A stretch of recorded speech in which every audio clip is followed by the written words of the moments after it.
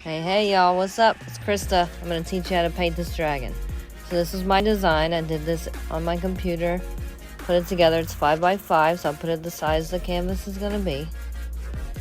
This is a dark dragon from Series 2, the Battle Bunnies. Original art by my husband, LaNatra. I then made a stencil, so I made an overlay layer on top of the design and drew my line work. This will be my stencil to go on the canvas. I print out the stencil, I rub over the back of it with graphite, and then I tape it to the canvas and I transfer over with a pen my design. It's not this dark at first, so then I take a pencil and I go over my lines looking at my reference. So you have the canvas mapped out. Now you get your paint. So now I grab my colors, purples, like a magenta, teal, green, white, black, and I got to work on the background. I paint back to front, that way I can paint on top.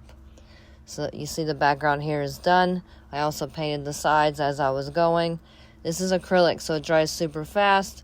So you just fill it in. And then I got to work on the dragon. The whole thing took about 2 hours of paint time.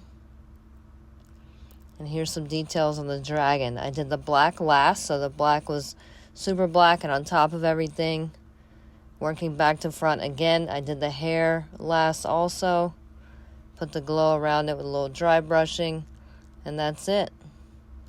And she's all done. Umi Kaizoku. Then I varnish. I always varnish my canvases. That way they can last forever and you can wipe them down, keep them dust free. So this is a glossy varnish that I just coat over the top and the sides. And I signed it on the side of the canvas. Thanks so much. See you in the next one.